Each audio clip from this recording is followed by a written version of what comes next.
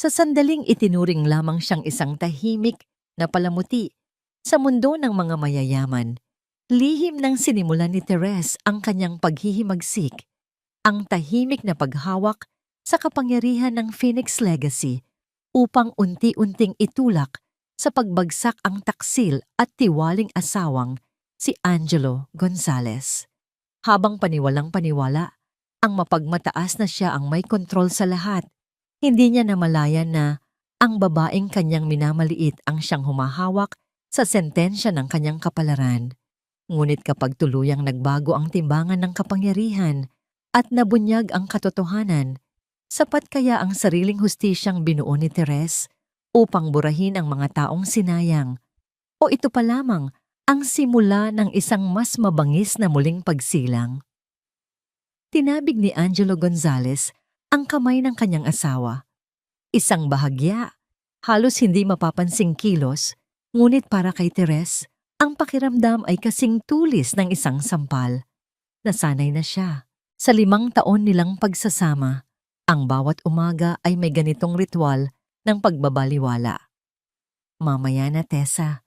Baka madumihan pa yang kurbata ko sa mantika, sabi ni Gio, hindi man lang inaalis ang tingin sa business section ng diaryong nakalatag sa mesa. Ang boses niya ay walang bahid ng anumang emosyon, parang utos sa isang katulong, hindi pakiusap sa isang asawa. Tumango lang si Therese at dahan-dahang binawi ang kanyang kamay. Ang init mula sa bagong plansang kurbata ay nanatili sa kanyang mga daliri, isang paalala ng pag-aalagang hindi kailanman nakikita o pinahahalagahan. Ang buong paligid ng kanilang mansyon sa Dasmariñas Village ay sumisigaw ng karangyaan. Mula sa sahig na gawa sa Italian marble hanggang sa mga naglalakihang painting sa dingding, lahat ay perpekto. Si Therese ang nag-aasikaso ng lahat. Siya ang nagpapanatili ng kintab ng sahig, ng kaayusan ng mga gamit, ng katahimikan ng tahanang inuuwian ni Gio gabi-gabi. Pero sa kabila ng lahat, siya ay isang palamuti lamang. Isang magandang bagay na nakalagay sa isang sulok, nakikita pero hindi pinapansin. Nakahanda na ang kape mo, Gio. Mahinahon niyang sabi, habang isinasali ng bagong timplang barako sa paboritong tasa nito. Ang aroma ay pumuno sa malawak na dining area, ngunit tila hindi man lang ito naamoy ni Gio. Salamat, mabilis niyang sagot. Kinuha ang tasa at humigop.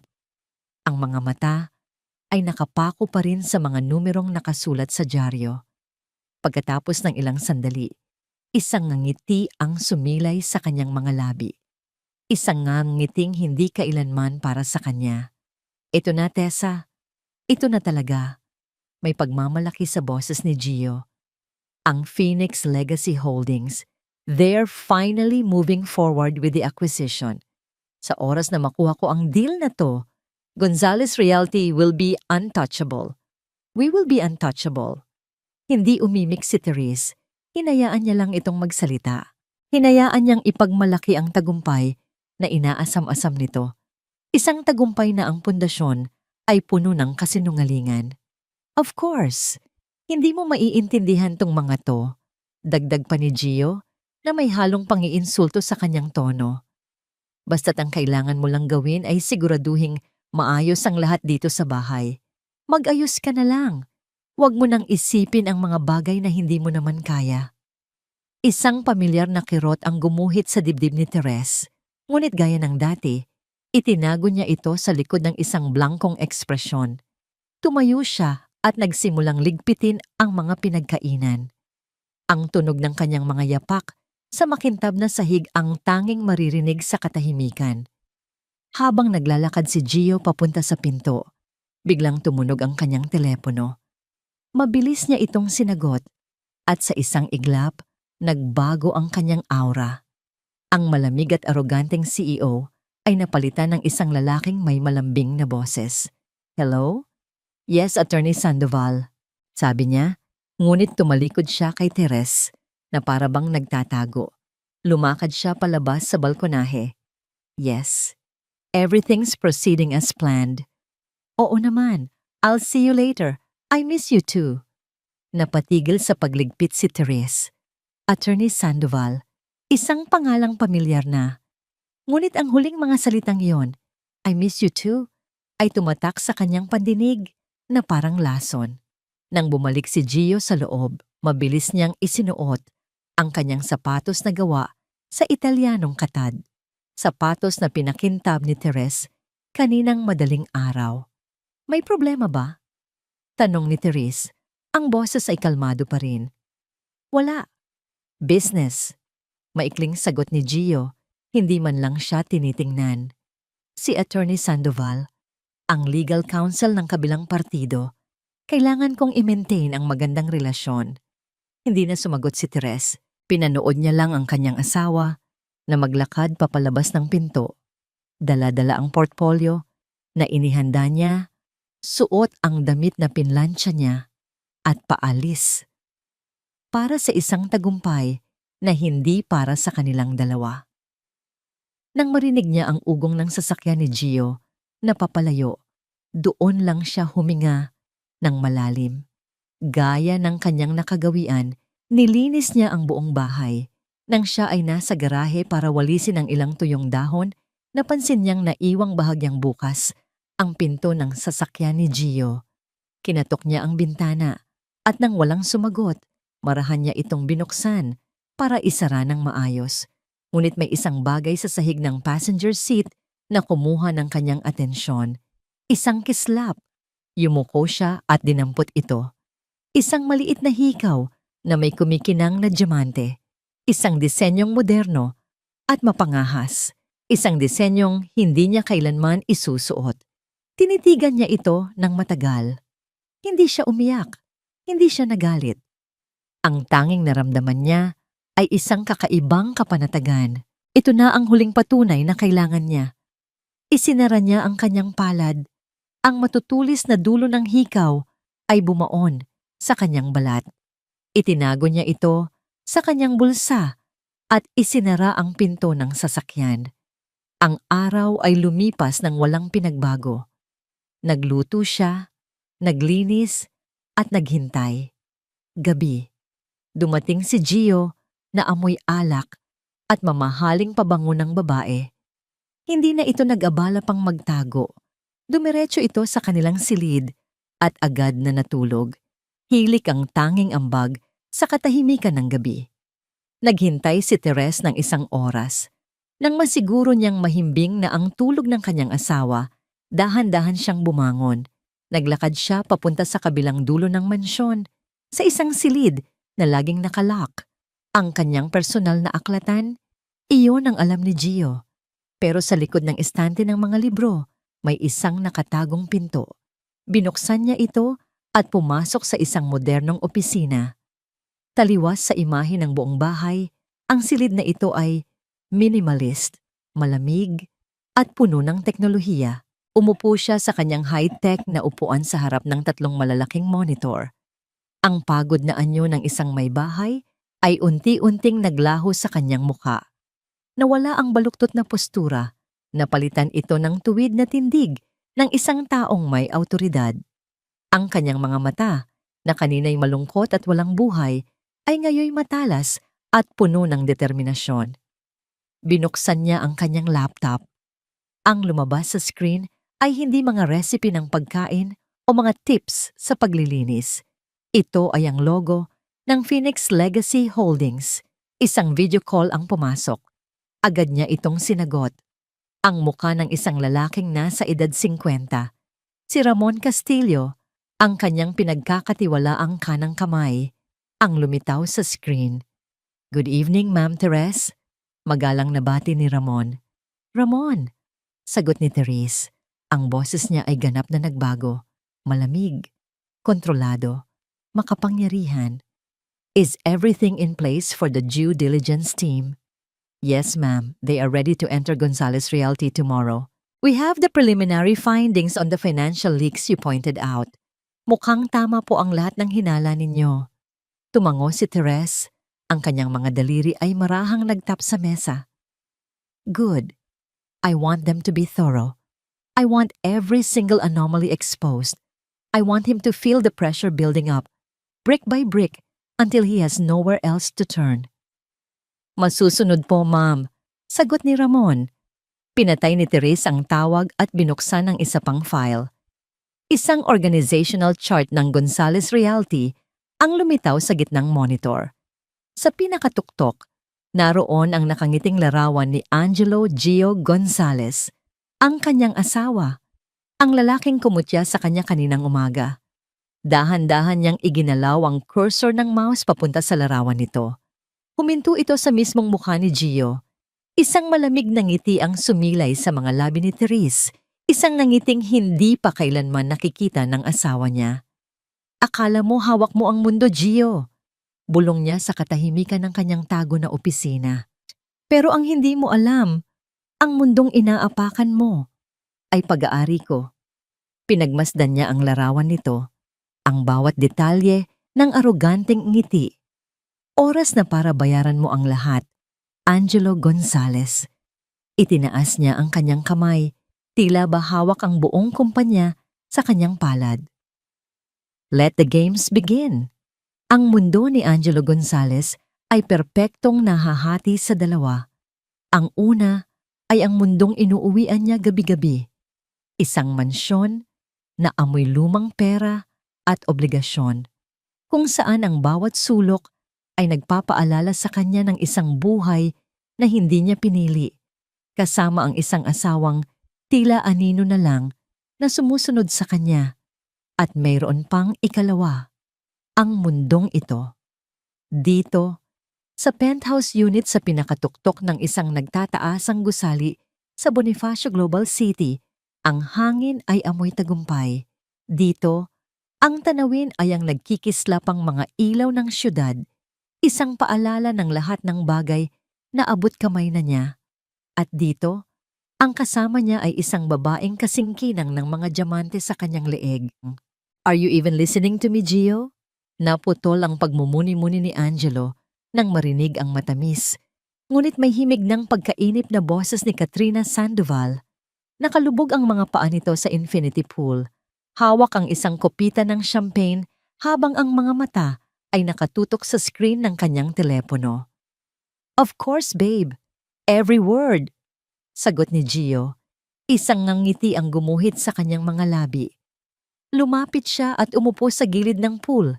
Inilagay ang kamay sa likod ni Katrina. Sinasabi kong sa oras na mapirmahan ang deal sa Phoenix, we can have this every day. A penthouse in every major city in the world, kung gugustuhin mo. Promise? Sabi ni Katrina. Sa wakas ay ibinaba ang telepono at tumingin sa kanya ang mga mata ay nangungusap. Because that new Birkin I saw on display, it's calling out my name, and I hate making it wait. Tumawa si Gio. Anything for you. Consider it done. Ito ang gusto niya kay Katrina. Prangka. Ambisyosa at hindi itinatago ang paghahangad sa mga magagandang bagay sa buhay. Isang tropeyo na karapat-dapat isabit sa braso ng isang lalaking tulad niya. Siya ang salamin ng kanyang tagumpay. Biglang nag-vibrate ng malakas ang telepono ni Gio na nasa mesang salamin sa tabi nila. Ang pangalang lumitaw sa screen ay sapat na para bahagyang mag-init ang kanyang ulo. Mr. Velasco, isa sa mga maingay na investor na patuloy na tumatawag. Excuse me for a second, babe. Sabi niya kay Katrina. Pinanatili ang nangiti. Tumayo siya at lumayo ng ilang hakbang, sinagot ang tawag habang nakatalikod. Gio, nasaan na ang pera ko? Bungad agad ng galit na boses sa kabilang linya. 2 buwan na, ang sabi mo, ayusin mo ang cash flow ng kumpanya. Mr. Velasco, good evening, sagot ni Gio. Ang boses ay kalmado at profesional. Taliwas sa kumakalam niyang sikmura. As I've mentioned, these are just temporary challenges. The real estate market is volatile, but Gonzales Realty is stronger than ever. Huwag mo akong daanin sa mga corporate talk mo, Gonzales. I want my money, or I will pull out everything and tell the whole world you're bankrupt. Napapikit si Gio. Bankrupt. Ang salitang yon ay parang laso na gumapang sa kanyang pandinig. "That won't be necessary, sir," mabilis niyang sabi. "The Phoenix Legacy acquisition is all but confirmed. Once the ink is dry, all our investors will get their returns, plus a very generous bonus. I just need a little more time, a little more trust." Ilang sandali ng katahimikan ang sumunod bago sumagot ang matanda. "Binibigyan kita ng hanggang sa katapusan ng buwan, Gio. Pagkatapos niyan, mag-uumpisa na akong mag-ingay." Click. Pinatay na ang tawag. Napatayo si Gio doon, hawak ang telepono. Ang mga daliri ay nanginginig sa pinaghalong galit at takot. Ang ngiti sa kanyang muka ay matagal nang naglaho. Ang totoo, ang Gonzales Realty ay parang isang magarang barko na may butas sa ilalim. At siya, ang kapitan, ay abala sa pagtatapal dito gamit ang mga kasinungalingan at pangako, habang palihim na lumulubog. Problem? Napalingon siya. Nakatayo na si Katrina sa likod niya, nababalot ng roba. Ang mukha nito ay nagpapakita ng pag-aalala, ngunit may kislap ng kuryosidad sa mga mata nito. "Nothing, babe. Just an old man who doesn't understand patience," sabi niya. Pilit na ibinalik ang kanyang kumpiyansa. "Alam mo, Gio," sabi ni Katrina, habang hinahaplos ang kanyang dibdib, "kung may mga kalaban ka sa negosyo, I can help. I have friends who are very good at finding things, mga impormasyong pwedeng makatulong sa'yo." Tiningnan ni Gio si Katrina. May talino at katusuhan sa likod ng magandang mukha nito. Bahagya siyang humanga, ngunit agad ding iwinaksi ang ideya. "I appreciate the offer, Kat, but I can handle this. Ako ang gumawa ng Gonzales Realty from the ground up. I know what I'm doing." Hindi niya kailangan ng tulong, lalo na mula sa isang babae. Hating gabi na nang umuwi si Gio. Ang amoy ng champagne at pabango ni Katrina ay kumakapit pa rin sa kanyang damit. Pagpasok niya sa malaking pinto ng kanilang bahay, ang sumalubong sa kanya ay ang nakakabinging katahimikan at ang malabong ilaw mula sa kusina. At nandoon si Therese, nakaupo sa may mesa, nagbabasa ng libro. Nag-angat ito ng tingin pagkarating niya. "Gabi na," sabi nito. Ang boses ay walang emosyon, pero para kay Gio, ito'y parang isang akusasyon. "I had a late meeting," sagot niya. Inilapag ang portfolio sa isang upuan. Naiinis siya. Bakit kailangan pa nitong maghintay? Hindi ba nito alam na ang presensya nito ay lalong nagpapabigat sa kanyang pakiramdam? "Kumain ka na ba?" tanong ulit ni Therese. Handa nang tumayo. "May itinira akong sinigang para sa'yo." "Busog ako, Tessa. Huwag mo na akong intindihin," sabi niya nang may diin. Ang pagod at stress mula sa buong araw ay nagsisimula nang lumabas. Dumiretso siya sa ref para kumuha ng malamig na tubig. "Gio, okay ka lang ba? Mukha kang pagod." Ang simpleng tanong na yon ang nagpasabog sa natitirang pasensya niya. Humarap siya dito. Ang mukha ay puno ng iritasyon. "Ano bang sa tingin mo?" "Siyempre pagod ako. I'm trying to close the biggest deal of my life. A deal that will secure our future, and all you do is ask stupid questions. Pwede bang hayaan mo na lang ako? Just do your thing. Maglinis ka ng bahay, magluto ka, kahit ano. Just stay out of my business." Hindi umimik si Therese. Tinitigan lang siya nito. Ang mga mata ay kalmado, halos walang mababasa. At iyon ang lalong kinaiinisan ni Gio, ang katahimikan nito. Parang isang salamin na ipinapakita sa kanya ang lahat ng kanyang pagkakamali. Tinalikuran niya ito at mabilis na umakyat sa hagdan patungo sa kanyang opisina. Kailangan niyang makatakas sa mapanghusgang titig nito. Pagkaupo niya sa kanyang silya, binuksan niya ang kanyang laptop, umaasang malilibang ang sarili sa trabaho. Ngunit isang email lang agad na nakakuha ng kanyang pansin. Galing ito sa isang opisyal na address. Ang subject line ay nakasulat sa malalaking letra. Official Correspondence, Phoenix Legacy Holdings, Commencement of due diligence. Napatuwid siya ng upo. Mabilis na kumabog ang kanyang dibdib. Dahan-dahan niyang binuksan ang email. Ang laman nito ay isang formal na anunsyo. Magpapadala ang Phoenix Legacy Holdings ng isang team ng mga auditor at financial analyst sa opisina ng Gonzales Realty simula sa susunod na linggo para simulan ang masusing pagsisiyasat sa kumpanya. Isang halo ng matinding tuwa at kaba ang bumalot sa kanya. Ito na ang simula. Ito na ang katuparan ng lahat ng kanyang pangarap. Ngunit ito rin ang pinakamalaking panganib. Paano kung may makita sila?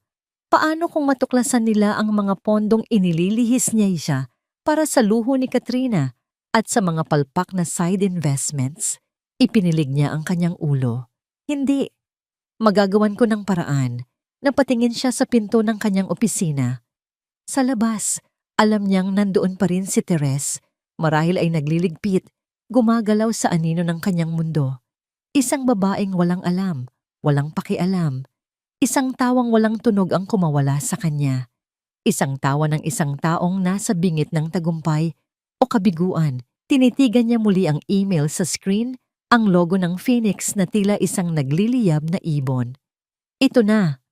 Bulong niya sa kanyang sarili. Ang mga kamay ay nakakuyom sa ibabaw ng mesa. Ang boses niya ay puno ng desperasyon at pag-asa. Ito na ang magliligtas sa akin. Good morning, Madam Chairman.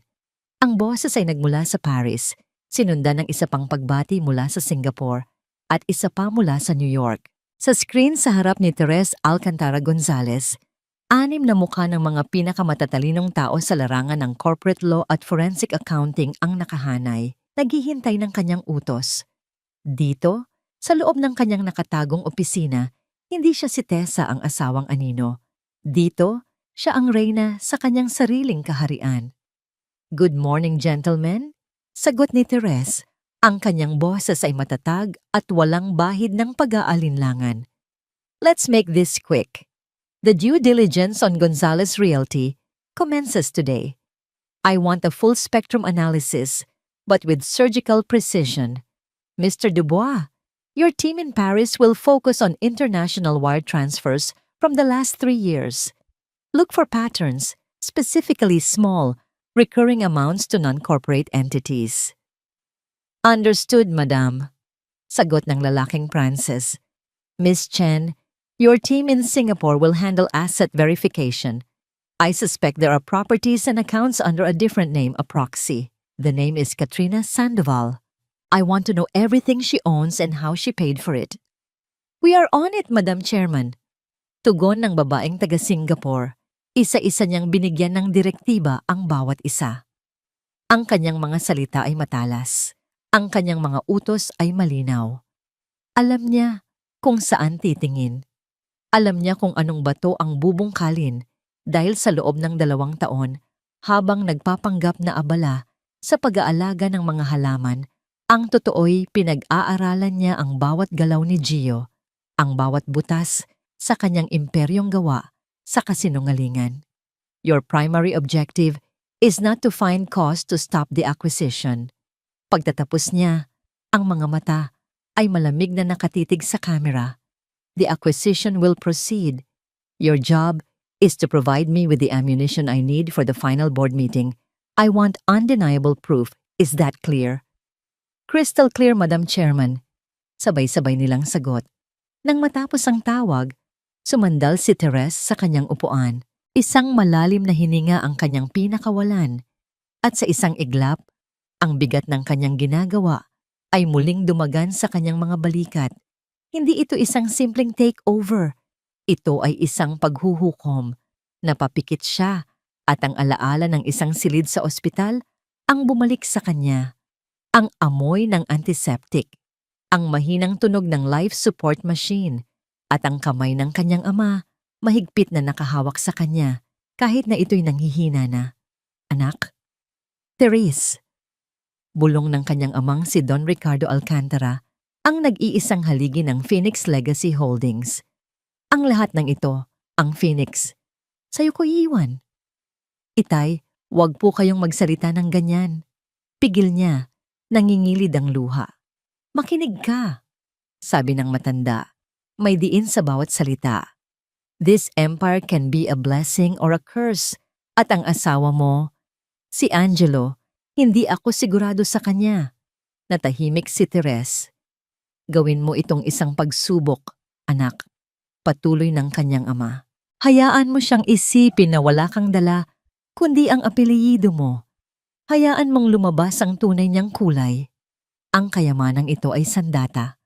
Gamitin mo ito para protektahan ang sarili mo. Promise me, Teres. Promise me you will be wise. I promise, Itay. Bulong niya sa sarili habang minulat ang mga mata pabalik sa kasalukuyan. Ang pighati ay naroon pa rin. Sariwa na parang kahapon lang. Tinupad niya ang kanyang pangako. At sa pagtupad nito, nasaksihan niya ang unti-unting pagkasira ng lalaking minsan niyang minahal. Narinig niya ang mga yabag sa labas ng kanyang opisina. Mabilis siyang tumayo, pinatay ang mga monitor, at lumabas mula sa lihim na pinto. Isinara ito nang walang anumang ingay. Pagbalik niya sa kusina, ang anyo niya ay muling naging si Tessa, ang simpleng may bahay. Sakto sa pagbaba ni Gio mula sa hagdan, suot ang isang mamahaling suit, ang mukha ay nagliliwanag sa pag-asa. Tessa, good morning! Bati nito, isang himalang hindi niya madalas gawin. Today is the day. The Phoenix team is coming in. This is it.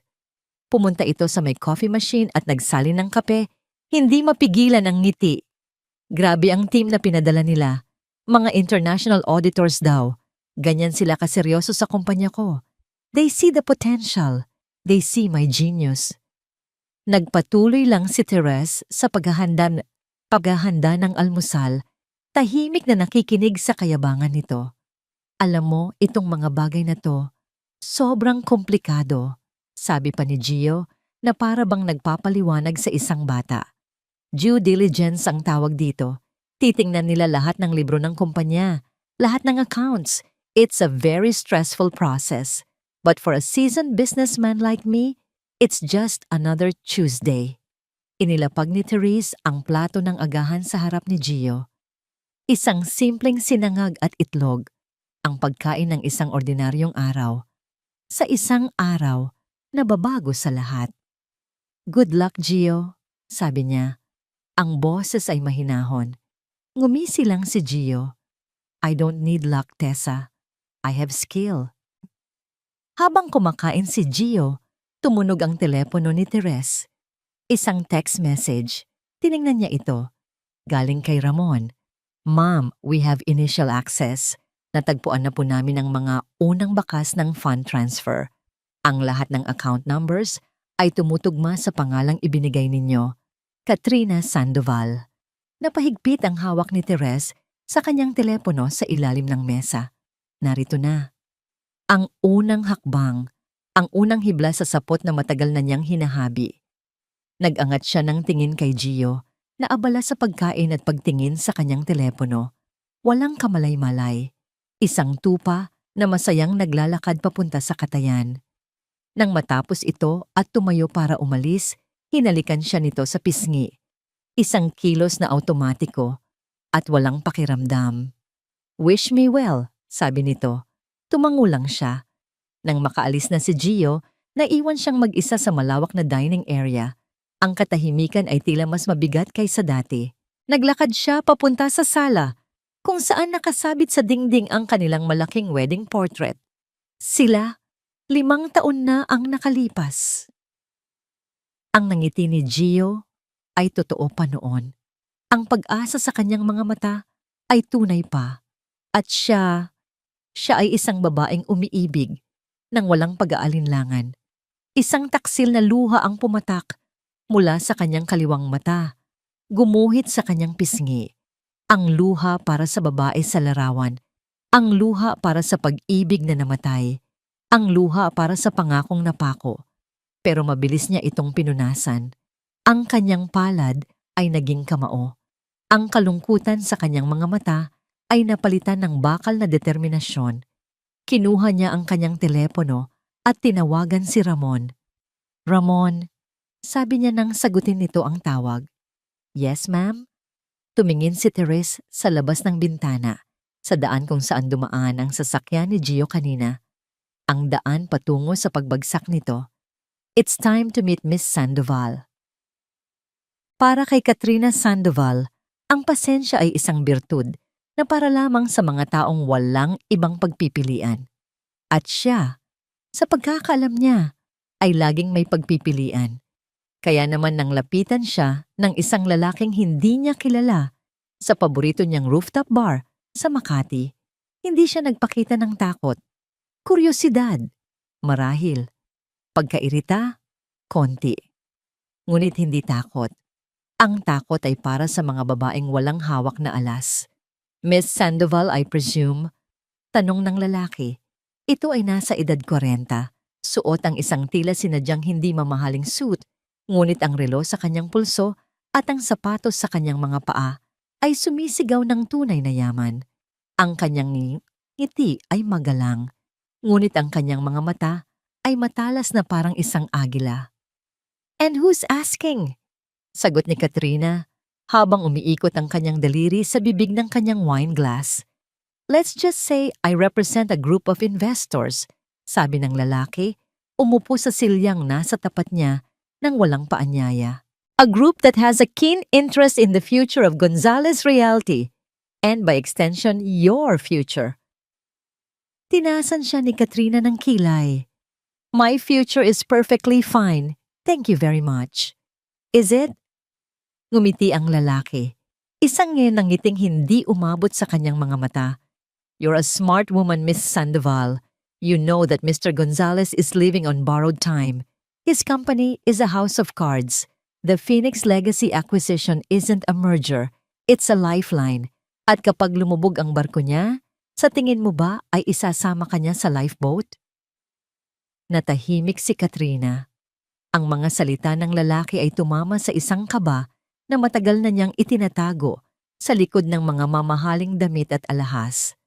What do you want? Diretsong tanong niya. Inilapag ng lalaki ang isang maliit na calling card sa mesa. Walang pangalan. Isang numero lamang na may international code. My employers believe that you are in a unique position to help expedite Mr. Gonzalez's downfall. They know about the funds he's been diverting. The lavish gifts, this penthouse, lahat ng yan ay galing sa pera ng kumpanya. And why would I help you? Dito, bahagyang sumandal ang lalaki, ang kanyang boses ay naging isang mapang-akit na bulong.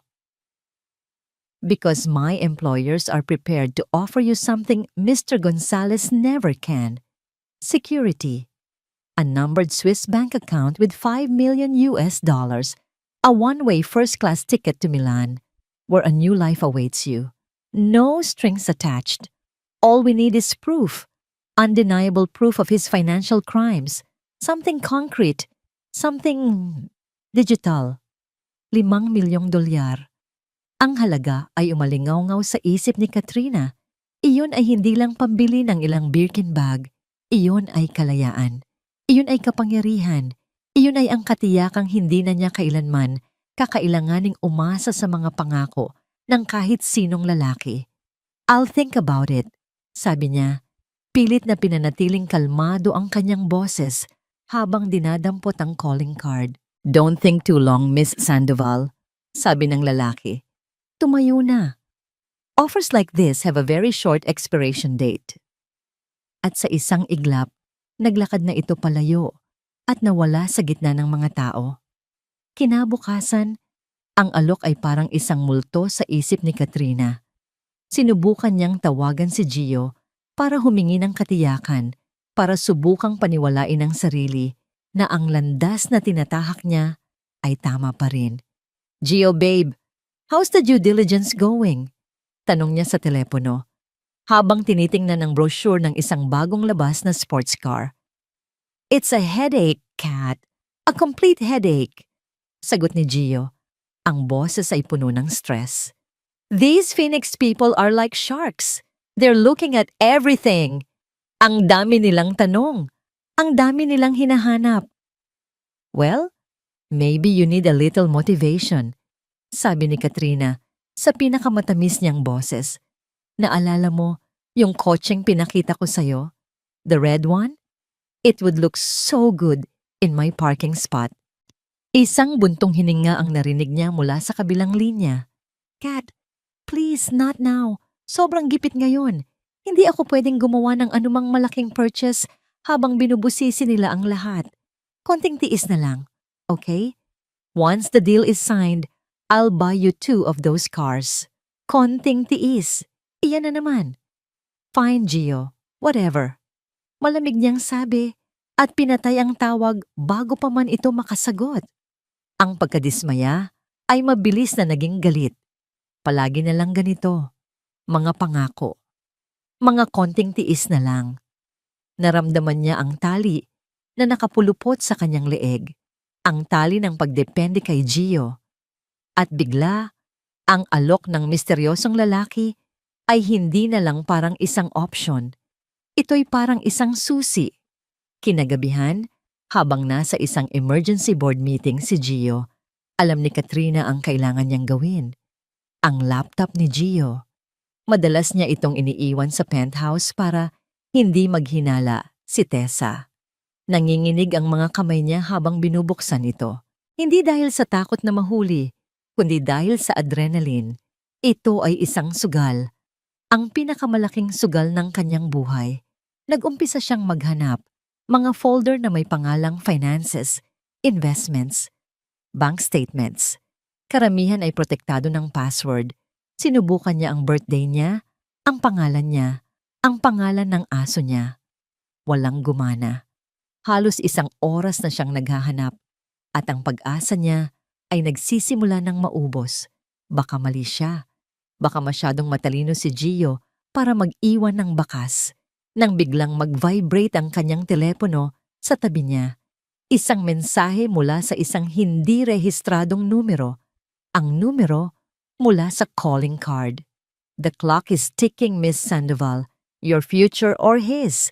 Ang mensahe ay parang isang sampal na gumising sa kanya. Hindi siya susuko. Mayroon doon, kailangan niya lang hanapin. Nag-isip siya. Ano ang kahinaan ni Gio? Ang kanyang ego. Ano ang pinakamahalaga sa kanya? Ang kanyang mga ari-arian. At bigla, pumasok sa isip niya ang isang ideya. Sa search bar, tinype niya ang sarili niyang initials, KS. Walang lumabas sa simula. Ngunit sinubukan niyang muli, idinagdag ang salitang paboritong sabihin ni Gio kapag binibilhan siya ng mga gamit. Ang salitang nagpapakita na siya ay isang investment, isang asset. Tinype niya, KS Ledger, enter. Isang folder na kanina'y nakatago. Ang biglang lumitaw sa screen. Walang password. Dahan-dahan na may bumibilis na tibok ng puso. Binuksan niya ito. Ang laman nito ay hindi lang mga resibo. Ito ay isang detalyadong spreadsheet. Ang bawat linya ay isang transaksyon. Ang petsa, ang halaga, ang pinagmulang account sa Gonzales Realty, at ang description. KS Birkin Bag, KS Penthouse Rental, KS European Holiday. Ito na, ang itim na libro ni Gio, ang talaan ng lahat ng perang ninakaw nito mula sa kumpanya, para sa kanya. Ang ebidensyang hindi maikakaila. Habang iniskan niya ang mga numero, ang mga halagang umaabot sa milyon-milyon, hindi takot o pagsisisi ang naramdaman ni Katrina. Ang naramdaman niya ay isang nakakalasing na kapangyarihan, isang dahan-dahan, tuso at mapanagumpay ng ngiti ang sumilay sa kanyang mga labi. Ang lalaking akala niya ay hari ay isa lang palang magnanakaw. At siya, ang kanyang reyna, ang may hawak ngayon ng susi sa kanyang selda. Inabot niya ang isang maliit na USB mula sa kanyang bag at isinaksak ito sa laptop. Sorry, Gio. Bulong niya sa screen ng laptop. Ang kanyang mga mata ay nagliliyab sa kasakiman. But my future just called and I hate making it wait. Sa loob ng mamahaling French restaurant na yon, Sa isang private velvet booth na nakatago sa isang sulok, panandaliang nakalimutan ni Angelo Gonzalez ang bigat ng mundo. Ang stress mula sa mga auditor ng Phoenix, ang mga nagbabantang tawag ng investors. Lahat ay natunaw sa harap ng kumikinang na mga mata ni Katrina at sa lasa ng pinakamamahaling alak sa kanilang menu. A toast, sabi ni Gio, itinaas ang kanyang kopita. To us and to the future. To the future, ulit ni Katrina. Ang kanyang ngiti ay kasing ganda ng isang anghel, ngunit ang kanyang mga mata ay may kislap na hindi mabasa ni Gio. Hinawakan ni Gio ang kamay nito sa ibabaw ng mesa. Ang balat nito ay malambot. Ang mga kuko ay perpektong ginawa. Ito ang kanyang inspirasyon. Ito ang kanyang gantimpala. Malapit na, Kat. Konting-konti na lang. Bulong niya, puno ng pananabik. Pinahihirapan ako ng mga taga-Phoenix pero wala silang makikita. Malinis ang trabaho ko. Once they sign that check, the first thing I'll do is file for an annulment. Itatapon ko na ang luma at yayakapin ko na ang bago. Ikaw ang magiging Mrs. Gonzalez. Ang pangako ay lumabas sa kanyang bibig nang napakadali. Isang linyang paulit-ulit na niyang sinasabi. At gaya ng dati, nakita niya ang epekto nito kay Katrina. Ang bahagyang paglambot ng mukha nito, ang pagtango, ang pagpisil sa kanyang kamay. Talaga, Gio? Tanong nito. Ang boses ay tila puno ng pag-asa. Oo naman, sagot niya. Ikaw ang reyna ko, at ang isang reyna ay nababagay lang sa isang palasyo. Hindi sa isang hawlang ginto na pinababantayan ng isang asawang walang kwenta. Sa ilalim ng mesa, ang mga daliri ni Katrina ay tahimik na humaplos sa kanyang purse. Sa loob nito, naroon ang isang maliit, malamig na bagay, ang USB. Ang susi sa kanyang $5 milyong, ang tunay niyang palasyo. Ngumiti siya kay Gio. Isang ngiting perpektong sinanay. I love you, Gio, sabi niya. I love you more, sagot nito. Sumandal si Gio, lasing sa alak at sa sarili niyang mga pangako. Ito na ang huling paghihirap. Pagkatapos nito, lahat ay magiging perpekto. Hindi niya alam na ang babaeng kaharap niya, ang reynang pinapangarap niya, ay ang siyang maglalagay ng huling pako sa kanyang kabaong. Ang katahimikan sa loob ng kanyang opisina ay isang sandata. Dito, sa gitna ng malamig na liwanag mula sa mga monitor, naririnig ni Therese ang bawat pintig ng kanyang puso, kalmado, kontrolado, at walang awa. Nakatitig siya sa isang live feed, isang GPS tracker na nakakabit sa sasakyan ni Katrina Sandoval. Ang maliit na pulang tuldok ay kasalukuyang hindi gumagalaw. Nakaparke sa basement ng isang hindi kilalang gusali sa Ortigas, ang lugar ng tagpuan. Hindi siya nakakaramdam ng tuwa. Hindi rin siya nakakaramdam ng galit. Ang nararamdaman niya ay ang bigat ng isang desisyong matagal nang dapat ginawa. Ang bawat kasinungalingan ni Gio, ang bawat pagbabaliwala, ang bawat ninakaw na halik, lahat ay nagtipon-tipon para maging isang alon. At ngayong gabi, ang alon na iyon ay hahampas sa dalampasigan. Biglang nag-vibrate ang kanyang burner phone sa ibabaw ng mesa. Isang mensaheng walang pangalan ang pumasok. Binuksan niya ito. The Eagle has landed. 3 salita. Iyon lang. Ngunit ang kahulugan nito ay kasing bigat ng isang hatol. Ibig sabihin, ang ebidensya ay nasa kanilang mga kamay na. Ang huling piraso ng puzzle. Ang baril na magpapaputok sa huling laban. Sumandal siya sa kanyang upuan at dahan-dahang huminga. Tumingin siya sa malaking bintana sa nagkikislapang tanawin ng Makati. Ang syudad ay pag-aari ng mga taong kayang maglaro ng laro. At ngayong gabi, pinatunayan niya sa sarili niya na hindi lang siya marunong maglaro. Siya ang nagtatakda ng mga patakaran. I need to go, babe, sabi ni Katrina. Pagkatapos ng isang matamis na halik sa labas ng restaurant. Ang halik ay nagtagal. Isang pagganap na karapat-dapat sa isang parangal. May emergency lang daw sa bahay ng pinsan ko. Okay? Sige. Mag-ingat ka sa pag-drive. I'll call you tomorrow. Sagot ni Gio, walang kamalay-malay. Pinanood niya ang sasakyan ni Katrina na papalayo, isang ngangiti pa rin ang nakapaskil sa kanyang mukha. Pakiramdam niya ay siya na ang pinakamaswerteng lalaki sa buong mundo. Ngunit ang sasakyan ni Katrina ay hindi dumiretso sa bahay ng kanyang pinsan. Lumiko ito papasok sa madilim na basement parking ng isang luma. Halos abandonadong gusali. Ang lugar na sinabi sa kanya. Ipinarke niya ang sasakyan sa pinakadulong sulok kung saan tanging isang ilaw lang ang bahagyang gumagana. Pinatay niya ang makina. Sa isang iglap, bumukas ang pinto sa kabilang upuan at pumasok ang lalaking nakausap niya sa bar. Hindi man lang ito umimik. Inilahad lang nito ang kamay. Walang pag-aalinlangan. Kinuha ni Katrina ang USB mula sa kanyang bag at inilagay ito sa palad ng lalaki. Ang malamig na metal ay tila isang huling paalam sa kanyang nakaraan. Kinuha ito ng lalaki, tumango, at bumaba ng sasakyan. Naiwan siyang mag-isa sa dilim. Sa isang sandali, isang anino ng takot ang dumaan sa kanyang isipan. Paano kung niloloko lang siya? Ngunit bago pa man lumalim ang takot na yon, nag-vibrate ang kanyang telepono. Isang email mula sa isang Swiss bank. Subject, transaction successful.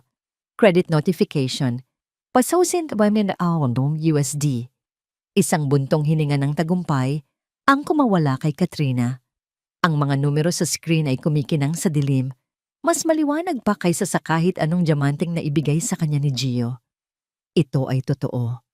Ang lahat ng ito ay totoo. Mabilis niyang binuksan ang kanyang listahan ng contacts. Hinanap niya ang pangalan ni Gio. Ang pangalang minsan ay nagbigay sa kanya ng kilig at pag-asa. Ngayon nagdudulot na lang ng pait. Pinindot niya ang delete contact. Pagkatapos, kinuha niya ang SIM card mula sa kanyang telepono, binali ito sa dalawa at itinapon sa sahig ng sasakyan. Tapos na. Pinaandar niya ang makina at habang mabilis na lumalabas ang sasakyan mula sa madilim na basement, isang malamig na ngiti ang sumilay sa kanyang mga labi. Hindi niya na kailangang lumingon pa. Ang nakaraan ay mananatili sa dilim na yon, kasama ang isang lalaking walang kamalay-malay na ang kanyang reyna ay isa palang ahas. Humuhuni si Gio habang pumapasok sa pinto ng kanilang mansyon. Ang lasa ng alak at ang alaala ng halik ni Katrina ay nagbigay sa kanya ng magaan na pakiramdam. Ang tagumpay ay abot kamay na niya. Naabutan niya si Therese sa sala. Nag-aayos ng mga bulaklak sa isang florera. Gaya ng dati, ang kilos nito ay tahimik at payapa. Ang itsura nito, nakasuot ng simpleng bestida, walang kolorete sa mukha, ay isang malaking kontradiksyon sa maningning na imahe ni Katrina. Isang iritasyon ang muling gumapang sa kanyang dibdib. Everything's going great. Pagmamayabang niya, hindi para magbahagi, kundi para ipamukha rito ang mundong hindi nito kailanman magiging bahagi. The Phoenix people are tough, but they're no match for me. Everything is proceeding as planned. Itinigil ni Therese ang ginagawa. Dahan-dahan itong lumingon sa kanya. Ang mga mata nito ay nakatitig ng diretso sa kanya. Isang bagay na bihira nitong gawin. Mayroong kakaiba sa titig na yon ngayong gabi. Isang klase ng intensidad na hindi pa niya nakikita dati. Parang isang kalmadong dagat bago ang pinakamalakas na bagyo. Are you sure, Gio? Ang tanong ay simple. Ngunit ang paraan ng pagkakabigkas nito ay nagpadala ng bahagyang kaba sa kanyang dibdib. Ang boses nito ay hindi nag-aalala o mausisa. Ito ay malamig, kasing lamig ng bakal. Napakunot ang noo ni Gio. Anong klaseng tanong yan? Of course, I'm sure. Hindi sumagot si Therese. Sa halip ang mga mata nito ay marahang bumaba. Tumitig sa kanyang dibdib, sa bandang kwelyo ng kanyang polo. May lipstick ka, sabi nito. Ang boses ay nanatiling patag. Hindi yan ang kulay na ginagamit ko. Natigilan si Gio. Agad niyang kinapa ang kanyang kwelyo. Wala siyang makita, pero ang pagkataranta ay nagsimula nang kumalat sa kanyang sistema. Paano? Palagi siyang maingat. It's nothing. Baka sa meeting lang kanina. I see. Putol ni Therese sa kanyang palusot. Hindi nito hinintay ang kanyang paliwanag. Tinalikuran na siya nito at ipinagpatuloy ang pag-aayos ng mga bulaklak. Bawat tangkay ay maingat na inilalagay sa florera na para bang iyon ang pinakamahalagang bagay sa mundo. Ang katahimikan nito ay mas nakakabingi kaysa sa anumang sigaw. Naiwan si Gio na nakatayo doon. Ang pagmamayabang ay napalitan ng isang hindi maipaliwanag na kaba. Mayroong mali. Ang asawa niyang palaging anino, ang asawa niyang palaging tahimik, ay biglang nagkaroon ng tinik. Umiling siya. Pilit na iwinaksi ang pakiramdam. Guni-guni niya lang siguro iyon. Pagod lang siya. Umakyat siya sa itaas. Iniwan si Therese sa sala, kasama ang kanyang mga bulaklak at ang kanyang nakakabinging katahimikan. Nang makapasok si Gio sa kanilang silid, naiwan si Therese na mag-isa. Tinitigan niya ang perpektong ayos ng mga puting rosas sa florera. Bawat isa ay nasa tamang lugar, isang magandang pagkakaayos na nagtatago sa katotohanang lahat sila ay unti-unti nang namamatay. Kinuha niya ang kanyang telepono. Isang huling mensahe para kay Ramon. He's home. Proceed with the next phase. Dahan-dahan, isang puting rosas ang kinuha niya mula sa florera. Ang mga daliri niya ay pumulupot sa tangkay nito, hindi inaalintana ang matutulis na tinik. Habang humihigpit ang kanyang hawak, naramdaman niya ang sakit at nakita niya ang isang patak ng dugo na dumaloy mula sa kanyang palad, bumkaat sa puting talulot ng bulaklak. Isang mantsa ng pula sa purong kaputian, ang simula ng paghuhukom. Mr. Gonzales, can you explain this?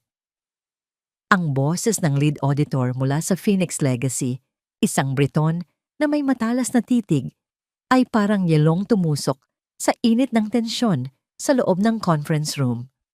Sa ibabaw ng mesa, nakakalat ang mga dokumento, mga bank statement, mga wire transfer receipt, na para bang mga ebidensya sa isang krimen, at si Angelo Gonzales ang nag-iisang akusado. This is a misunderstanding, sagot ni Gio, ngunit ang sarili niyang boses ay parang banyaga sa kanyang pandinig. Isang malamig na pawis ang gumapang sa kanyang likod. These are standard operational expenses. Standard? Putol ng auditor. Itinuro ang isang particular na dokumento. A monthly transfer of $500,000 pesos to a non-corporate account under the name Katrina Sandoval for consultancy fees? We cross-referenced her credentials. She's a model, Mr. Gonzales, not a real estate consultant. At ito pa, sabi nito, kinuha ang isa pang folder na tila ngayon lang lumitaw. Ang folder na ito na nakuha namin mula sa backup server ninyo, isang detalyadong ledger, nakapangalan sa kanya. Nanlaki ang mga mata ni Gio. KS Ledger. Imposible. Paanong? This is fabricated. Sigaw niya na patayo. Someone is trying to sabotage me. Ngunit wala nang naniwala sa kanya. Ang mga miyembro ng kanyang board of directors na kanina'y mga kasangga niya ay nakatingin sa kanya ngayon na may halong pagkadismaya at galit. Si Mr. Locsin, ang pinakamatandang miyembro at dating mentor niya, ay umiling-iling. Angelo, sabi ng matanda, ang boses ay puno ng pait. Pinagkatiwalaan ka namin. Ang pondo ng kumpanya, ang kinabukasan ng mga empleyado natin. Sinira mo yon. Teka lang, let me explain. Pakiusap ni Gio, ang kanyang pagiging arogante ay napalitan ng purong pagkataranta. Lumingalinga siya, naghahanap ng kakampi, ngunit ang lahat ng nakita niya ay mga matang mapanghusga. Ang mga pader ng kanyang kaharian ay gumuho sa harap niya. at siya ay naiwang nakatayo sa gitna ng mga guho. Natapos ang pulong na parang isang masamang panaginip. Ang Phoenix team ay nagdeklara na pansamantalang isususpinde ang acquisition hanggat hindi nalilinaw ang mga seryosong paratang na ito. Alam ni Gio kung ano ang ibig sabihin yon. Tapos na ang laro. Paglabas niya ng conference room, ang unang ginawa niya ay tawagan si Katrina. Kailangan niya ito. Kailangan niya ang boses nito para sabihing magiging maayos ang lahat. The number you have dialed is currently unavailable. Please try your call later. Sinubukan niya ulit. At ulit. At ulit. Ganoon pa rin. Isang malamig na takot ang nagsimulang kumalat sa kanyang dibdib. Mas malamig pa kaysa sa takot na naramdaman niya sa loob ng meeting. Pumunta siya sa kanyang opisina at sinubukang tawagan ang landline ng penthouse. Walang sumasagot. Nagmamadali siyang bumaba sa parking lot. Ang pag-aalala ay mabilis na nagigiging isang nagngangalit na galit. Pinaharurot niya ang kanyang sasakyan papunta sa BGC. Hindi niya pinansin ang mga busina ng ibang sasakyan. Ang tanging naririnig niya ay ang malakas na kabog ng kanyang dibdib at ang paulit-ulit na boses ng operator sa kanyang isipan. Pagdating niya sa penthouse, halos sipain niya ang pinto. "Kat, Katrina, buksan mo to." Walang sagot. Ginamit niya ang kanyang sariling susi. Pagpasok niya, ang sumalubong sa kanya ay isang nakakabinging katahimikan. Ang unit ay malinis. Masyadong malinis. Binuksan niya ang walk-in closet. Walang laman. Ang lahat ng damit, sapatos, at bag na binili niya para dito, lahat ay wala na. Para siyang binuhusan ng isang baldeng nagyayelong tubig. Niloko siya. Ginamit siya. At iniwan. Isang ungol ng galit at pagkatalo ang kumawala sa kanyang lalamunan. Sinipa niya ang isang mamahaling plorera at ito'y nabasag sa sahig sa libu-libong piraso. Parang kanyang buhay. Nagmaneho siya pauwi. Ang isip ay blangko sa galit. Sino? Sino ang may gawa nito? Sino ang nagtraidor sa kanya? At sa gitna ng kanyang pag-iisip, isang mukha ang pumasok sa kanyang isipan. Ang mukha ng kanyang asawa. Ang kalmadong mukha nito kagabi. Ang kakaibang titig. "Are you sure, Gio?" Pagpasok niya sa kanilang mansyon, naabutan niya si Teresa sa sala. Nagdidilig ng mga halaman. Ang mundo nito ay tila payapa at hindi apektado ng bagyong sumisira sa kanya. Ang kalmadong imahe na yon ang nagsilbing gasolina sa apoy ng kanyang galit. "Ikaw!" Sigaw niya, ang daliri ay nakaturo dito. "May kinalaman ka ba dito?" Nag-angat ng tingin si Therese, walang bakas ng gulat sa muka. "Sa alin, Gio? Huwag ka nang magkunwari. Alam kong may alam ka. Magsalita ka." "Wala akong alam sa mga gulo mo sa opisina," sagot ni Therese. Ipinagpatuloy ang pagdidilig. "Gulo! Sinisira nila ako, Therese. At ikaw, nandito ka lang. Nagdidilig ng mga letseng halaman na, yan." Lumapit siya. Ang mukha ay isang pulgada na lang ang layo sa mukha nito. "Simula nang dumating ka sa buhay ko, puro kamalasan ang dala mo. You're bad luck. Isang palamuting walang silbi na nagdala lang ng malas." Hindi umimik si Therese. Tinitigan lang siya nito. At sa mga matang yon, walang takot. Wala kahit ano. Ang kawalan ng reaksyon nito ang lalong nagpagalit sa kanya. Gusto niyang may makitang takot, awa, kahit ano.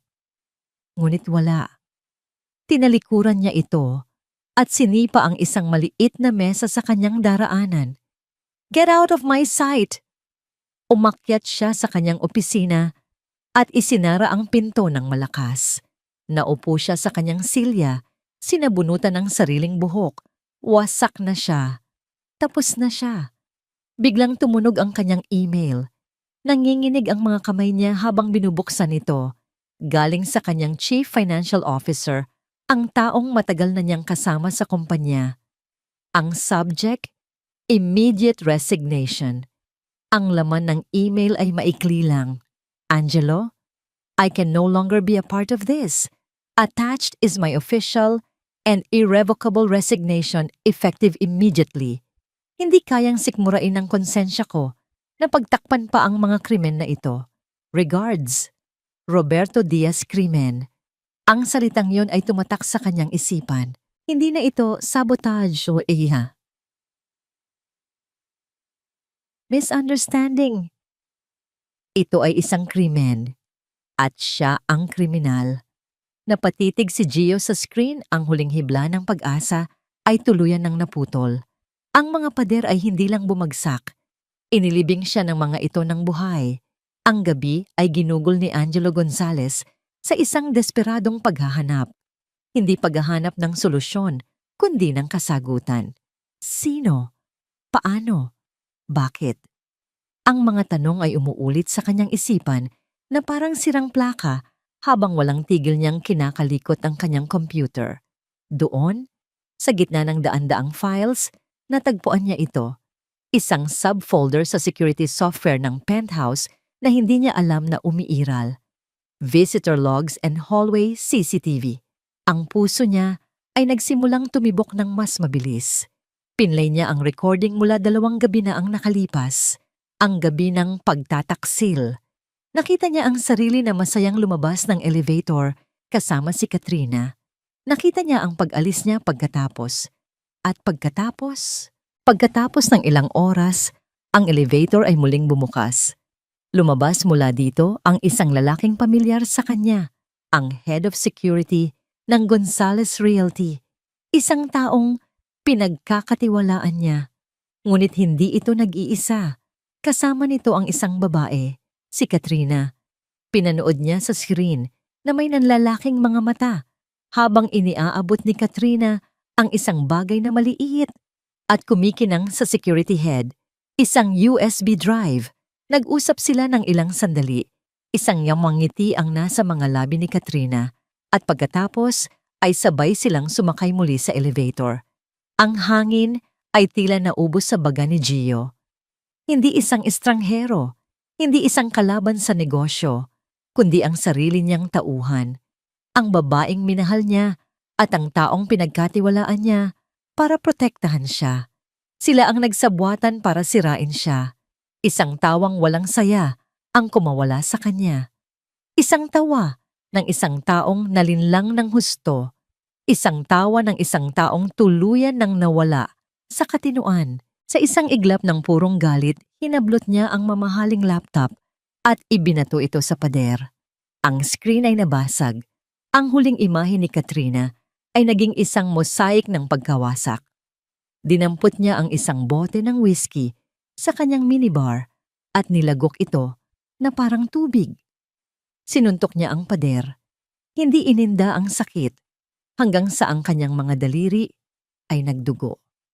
Sinira niya ang lahat ng bagay na abot ng kanyang kamay, mga tropeo ng tagumpay, mga larawan ng kanyang mga nagawa. Lahat ng ito ngayoy mga simbolo na lang ng kanyang katangahan. Nang halos wala nang matira para sirain, tumunog ang kanyang telepono. Isang tawag mula sa bangko. Mr. Gonzalez, sabi ng malamig na boses sa kabilang linya.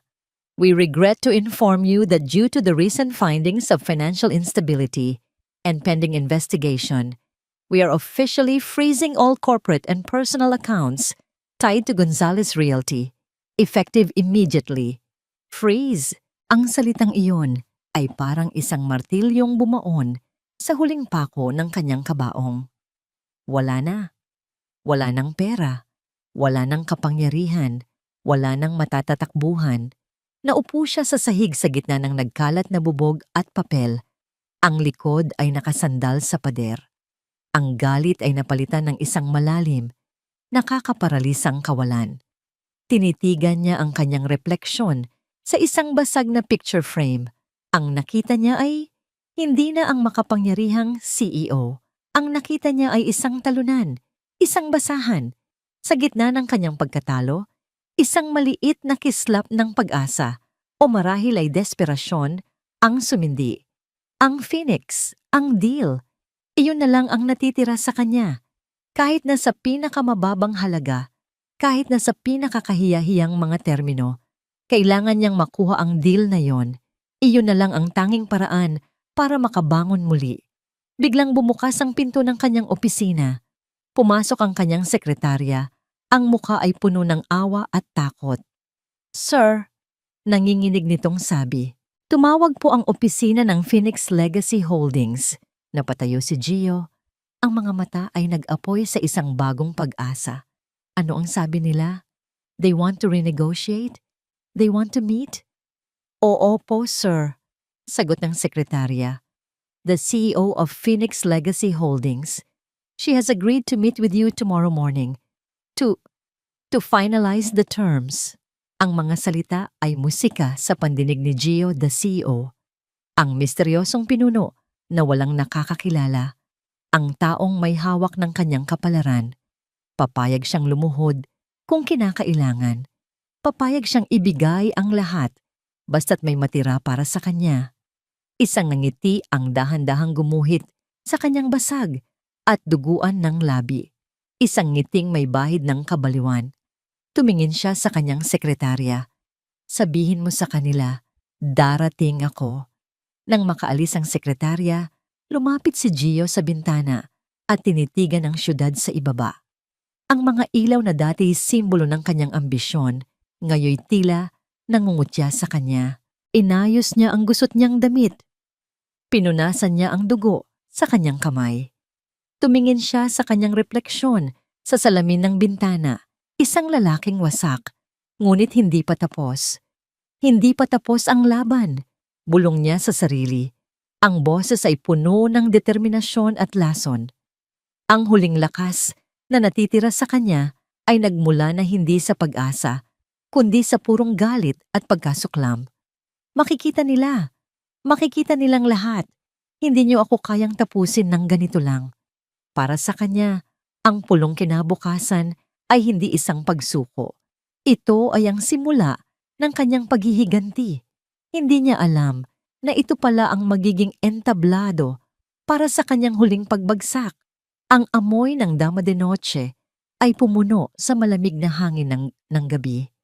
Para kay Teres, ang hardin ng kanilang mansyon ang tanging lugar kung saan humihinga pa ang mga alaala ng masayang nakaraan. Dito, sa ilalim ng buwang saksi sa lahat, hinayaan niya ang sarili na damhin ang bigat ng gagawin niya kinabukasan. Hindi ito isang pagdiriwang, hindi kailanman. Ang bawat hakbang sa kanyang plano ay may katumbas na kirot sa kanyang puso. Ito ay isang operasyon. Kailangan putulin ang bahaging may cancer para mailigtas ang natitira pa. At si Gio, ang lalaking minahal niya, ang cancer na yon. Pumasok siya sa loob ng bahay at umakyat sa kanilang silid. Natutulog na si Gio, ngunit ang kanyang pagtulog ay hindi mahimbing. May mga ungol na kumakawala sa kanyang bibig. Ang kanyang katawan ay hindi mapakali. Tinitigan niya ito saglit. Ang dating gwapong mukha nito ay gusot dahil sa stress at galit. Ang dating mapagmahal na mga kamay ay nakakuyom kahit sa pagtulog. Isang estranghero. Iyan na lang siya. Dahan-dahan, para hindi makagawa ng ingay, binuksan niya ang isang baul sa paanan ng kanilang kama. Ang baul ng mga alaala. Sa ibabaw, naroon ang isang album ng mga litrato. Binuklat niya ito sa unang pahina. Ang kanilang larawan sa kasal. Si Gio, nakangiti ng pagkatamis-tamis, ang mga mata ay nangangako ng habambuhay. At siya, nakatingin dito na may lubos na pag-ibig at pagtitiwala. Isang babaeng naniwala sa isang kasinungalingan. Hinaplos niya ang larawan. Hindi galit ang naramdaman niya, kundi isang malalim na lungkot. Isang pagluluksa, hindi para sa lalaking natutulog ngayon sa kanilang kama, kundi para sa lalaking nasa larawan. Ang lalaking marahil ay hindi naman talaga umiral, o kung umiral man, ay matagal nang namatay. Isinara niya ang album. Tapos na ang pagluluksa. Kinuha niya ang kanyang telepono at lumabas sa balkonahe. Dinial niya ang numero ni Ramon. Isang ring lang, sinagot na nito. "Ma'am Teres?" Magalang na bati nito. "Handa na ba ang lahat para bukas, Ramon?" Tanong niya Ang boses ay kalmado habang nakatingin sa mga ilaw ng syudad. Opo, ma'am. Nakaset up na po ang buong boardroom. Ang legal team ay naka-standby. Ang security detail ay nasa pwesto na. Hinihintay na lang po namin ang utos ninyo. Sagot ni Ramon. Huminto ito saglit at nang muling magsalita, may bahid ng pag-aalala sa boses nito. Sigurado po ba kayo, ma'am? Wala nang atrasan ito. Isang maliit na ngiti ang sumilay sa labi ni Teres. Isang ngunang ngiting hindi ng saya, kundi ng kapayapaan. Ang kapayapaan na dulot ng isang desisyong hindi na mababali pa. Mas sigurado ako ngayon kaysa kailanman, Ramon, sabi niya. Hindi ito pag-atras. Ito ay pagsulong. Oras na para itama ang lahat. Thank you for everything. Lagi po akong nasa likod ninyo, ma'am, sagot ni Ramon nang may katapatan. Pinatay niya ang tawag.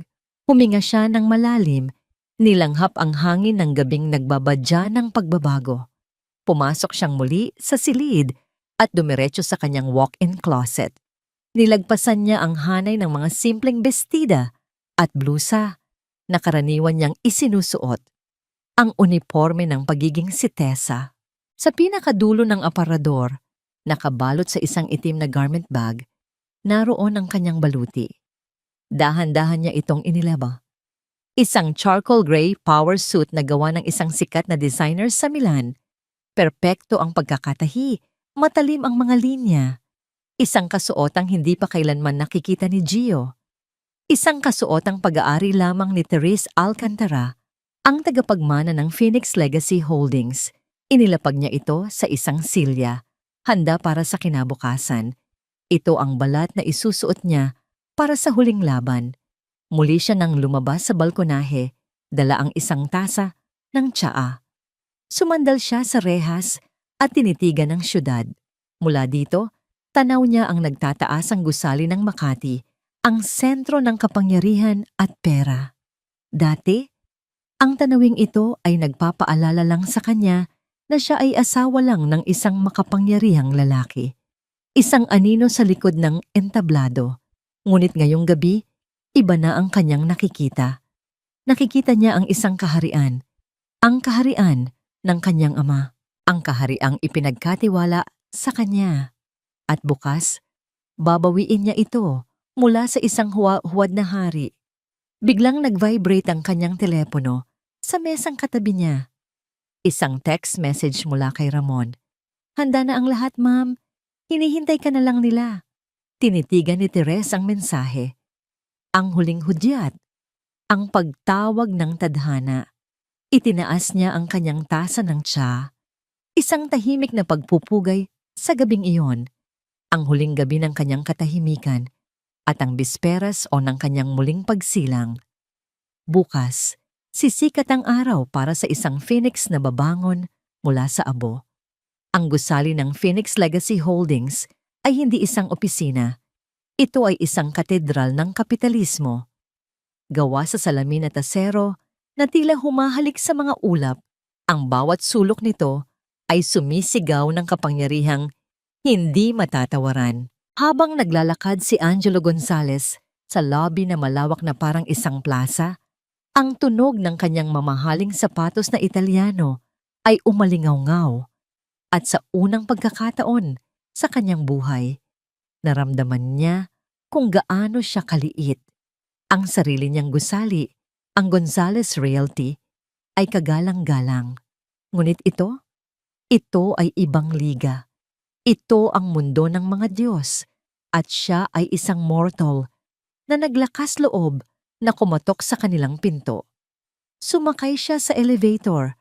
Ang pagsara ng pinto ay walang ingay at ang pag-akyat nito ay napakakinis na tila hindi sila gumagalaw. Isang tahimik na pag-akyat patungo sa langit o sa impyerno. 70th floor, ang pinakatuktok. Pagbukas ng pinto, isang babaeng nakasuot ng uniforme ang sumalubong sa kanya. This way, Mr. Gonzalez. They are waiting for you. Ang sila ay ang mga natitirang miyembro ng kanyang board na nakaupo na sa paligid ng isang napakahabang lamesang gawa sa itim na mahogany. Ang conference room ay may pader na gawa sa salamin na nagbibigay ng 180-degree na tanawin ng buong Metro Manila. Mula dito, ang syudad ay parang isang laruan lamang. Naupo si Gio sa bakanteng silya sa dulo ng mesa. Ang katahimikan ay mabigat at nakakabingi.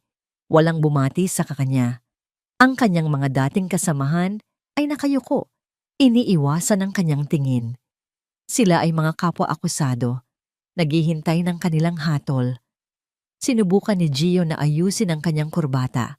Ngunit naramdaman niyang nanginginig ang kanyang mga kamay. Kaya ko to, sabi niya sa sarili. Kalma lang. Tumingin siya sa labas ng bintana. Pilit na pinapakalma ang sarili. Just get the deal. Kahit anong deal.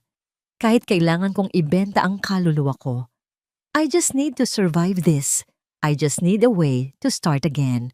Ang galit niya kay Katrina sa kanyang mga tauhan sa buong mundo ay pansamantala niyang isinantabi. Pinalitan niya ito ng isang maskara ng pagsisisi at pagpapakumbaba. Iyon ang lalaruin niyang baraha. Aakuin niya ang pagkakamali. Hihingi ng pangalawang pagkakataon at tatanggapin ang anumang alok na ihahain sa kanya. Sino kaya ang CEO na to? Naisip niya. Marahil ay isang matandang Tsinong negosyante na walang awa o isang aroganteng Amerikano. Kailangan niyang basahin ang taong yon. Kailangan niyang hanapin ang kahinaan nito. Ang bawat segundo ng paghihintay ay parang isang oras. Ang hangin sa silid ay tila nauubos. Ang tanging maririnig ay ang mahinang tunog ng aircon at ang malakas na kabog ng sarili niyang dibdib. Pagkatapos ng tila isang kawalang hanggan, isang mahinang click ang narinig mula sa malaking pinto sa kabilang dulo ng silid. Dahan-dahang bumukas ang pinto. Instinktibong napatayo ang lahat ng miyembro ng board.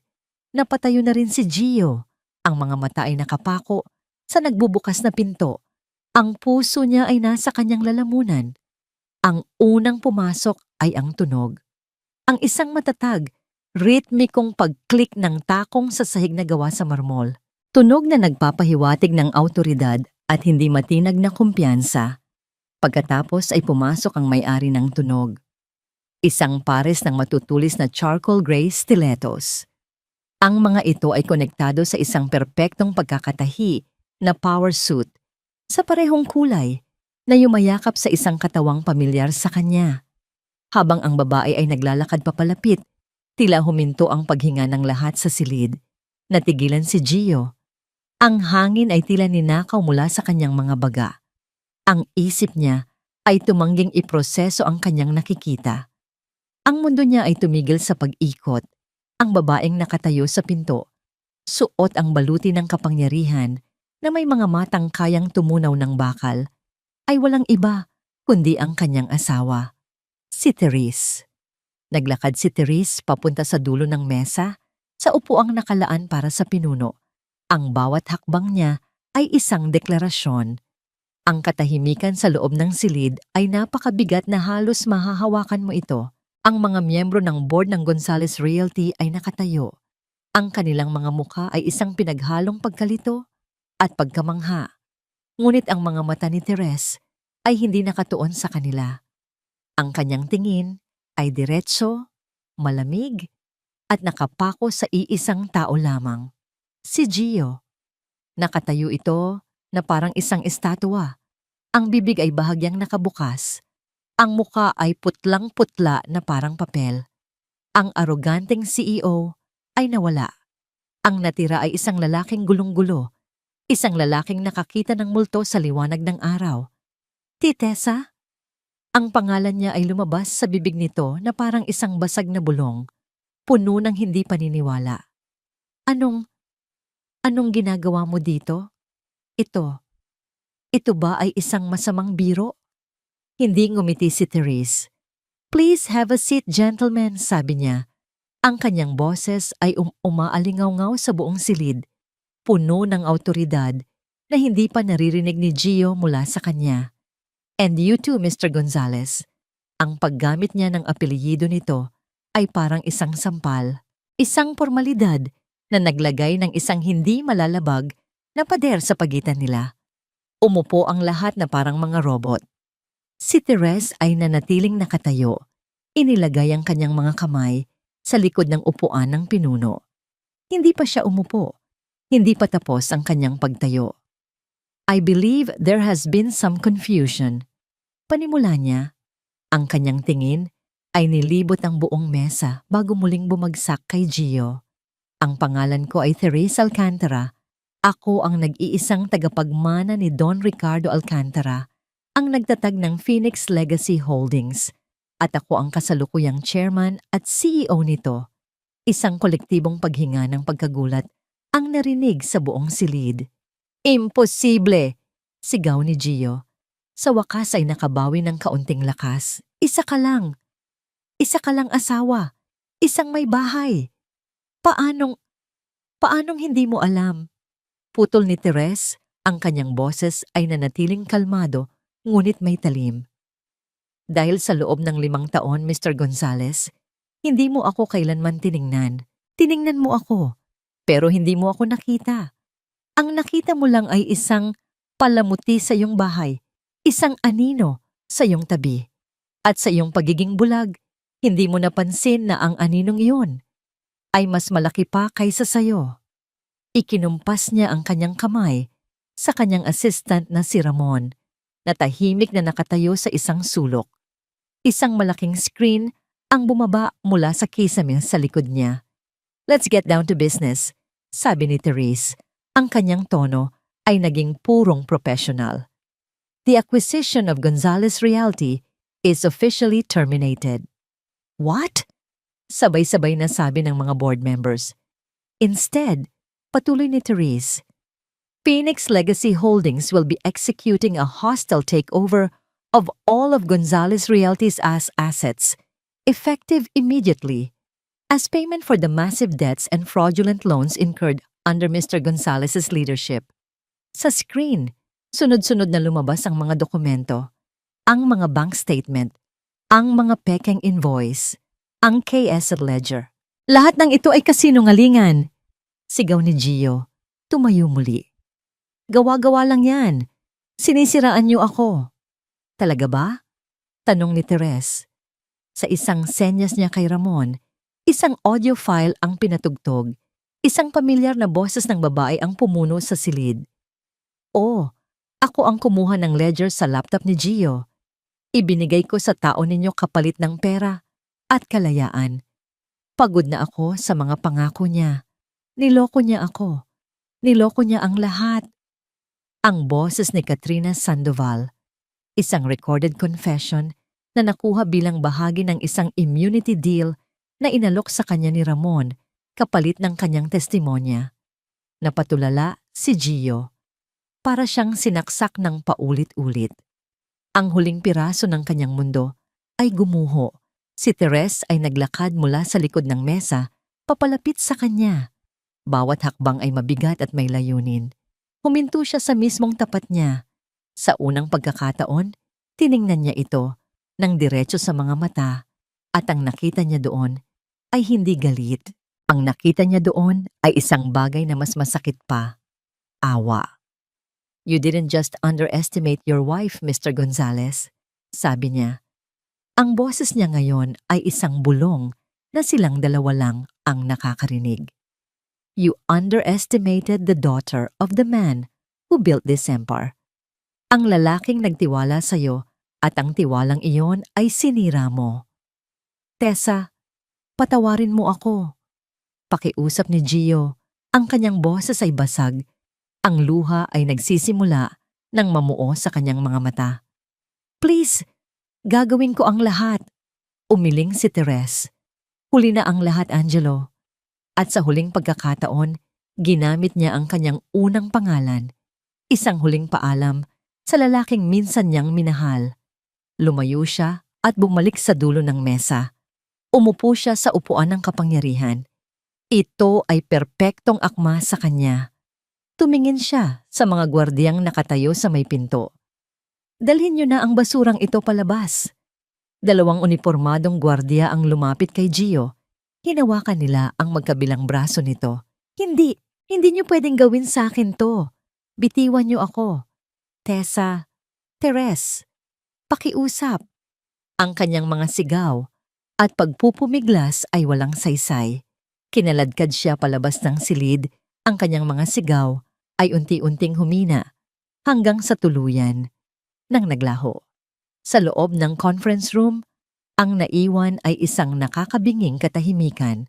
Lahat ng mga mata ay nakatuon kay Therese Alcantara. Ang babaeng akala nila ay isang anino. Ang babaeng namang ngayon ay reyna sa kanyang trono. Nang sa wakas ay umalis na ang mga natitirang miyembro ng board, ang kanilang mga mukha ay puno ng takot at respeto. Naiwan si Therese na mag-isa sa malawak na conference room. Ang adrenaline na dumaloy sa kanyang mga ugat kanina ay unti-unti nang nawala. Ang naiwan ay isang malalim, nakakapagod na katahimikan. Hinubad niya ang kanyang sapatos. Ang mga paa niya, na hindi sanay sa matataas na takong, ay kumikirot.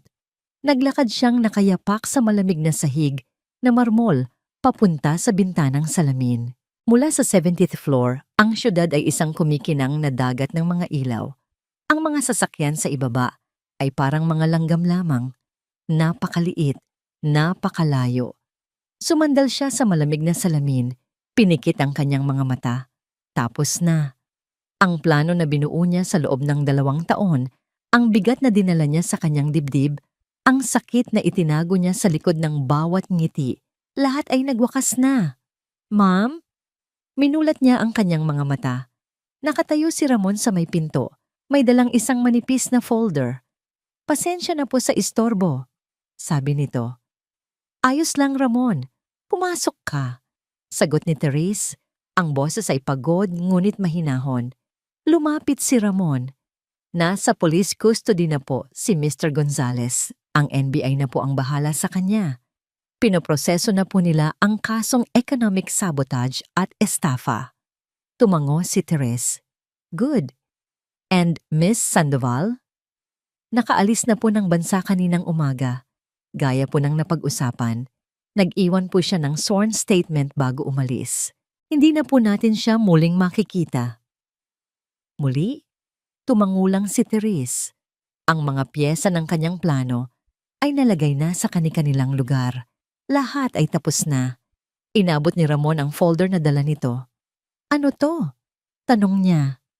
Ang huling piraso po, ma'am, sabi ni Ramon. Annulment papers. Naka-file na po.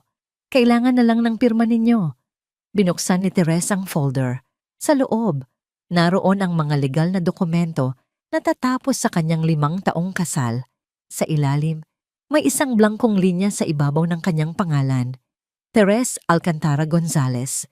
Kinuha ni Ramon ang isang pluma mula sa bulsa nito at iniabot sa kanya. Kinuha niya ito. Walang pag-aalinlangan. Walang pagsisisi.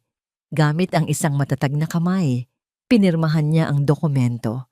At sa pagpirma niya, naramdaman niya ang pagtanggal ng huling tanikala na nag-uugnay sa kanya sa kanyang masakit na nakaraan. Biglang tumunog ang burner phone na nasa bulsa ni Ramon. Tiningnan niya ito. Unknown number, ma'am? Alam na ni Therese kung sino yon. Sagutin mo. I-loudspeaker mo. Sinunod ni Ramon ang utos. Ang boses na lumabas mula sa telepono ay basag, desperado, at halos hindi na makilala. Hello? Ramon? Pakiusap. Kailangan kong makausap si Tessa. Si Therese. Tumingin si Therese kay Ramon at tumango. Kinuha niya ang telepono. Angelo, sabi niya. Ang pangalan ay parang abo sa kanyang bibig. Therese, salamat sa Diyos. Pakiusap, patawarin mo ako. Pagmamakaawa ni Gio. Alam kong nagkamali ako, naging tanga ako, nabulag ako. Pero mahal kita, Therese. Maniwala ka. Mahal pa rin kita. Pakiusap, bawin mo ang kaso. Huwag mong hayaang mangyari to sa akin. Iligtas mo ako. Ang bawat salita ay isang patunay ng kanyang kahinaan. Walang pagsisisi, tanging takot.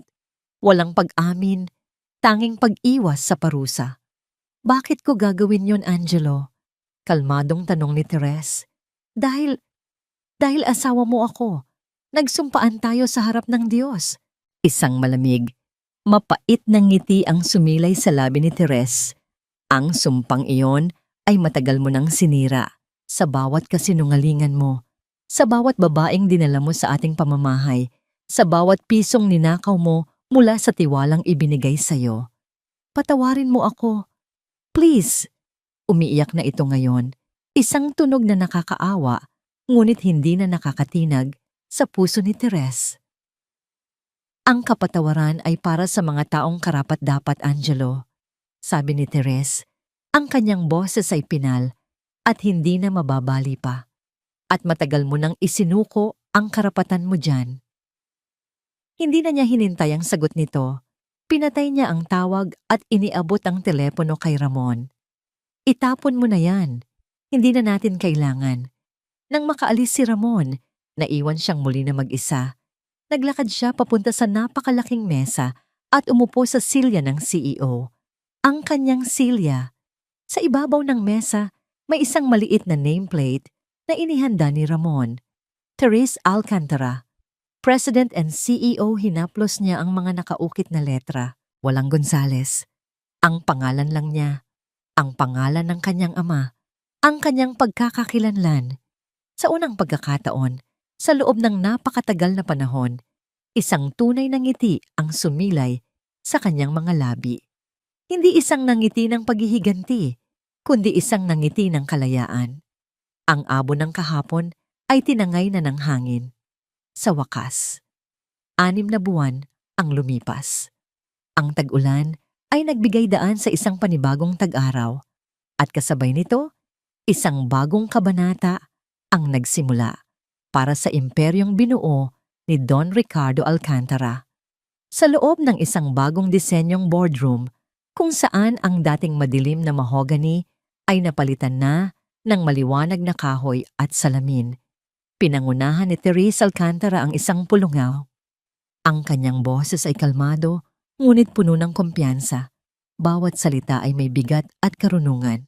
Ang mga natirang asset mula sa dating Gonzales Realty ay matagumpay niyang isinama sa ilalim ng isang bagong dibisyon, ang Alcantara Gonzales Community Development Group, isang non-profit na sangay ng kumpanya na nakatuon sa pagtatayo ng mga abot-kayang pabahay. Ang isang simbolo ng kasakiman ay ginawa niyang isang instrumento ng pag-asa. That concludes our presentation for the housing project in Cavite. Sabi niya sa mga bagong miyembro ng board, mga taong pinili niya base sa integridad at hindi sa koneksyon. I expect the final blueprints on my desk by Friday. Thank you, everyone. Habang naglalakad siya pabalik sa kanyang opisina, binati siya ng mga empleyado, hindi dahil sa takot, kundi dahil sa tunay na paggalang. Ang dating malamig at nakakatakot na 70th floor ay naging isang lugar ng kolaborasyon at inobasyon. Binago niya hindi lang ang pangalan ng kumpanya, kundi pati ang kaluluwa nito. Sa kanyang mesa, naghihintay ang bagong issue ng isang kilalang business magazine. Nasa pabalat nito ang kanyang mukha. Walang mapang-akit na ngiti.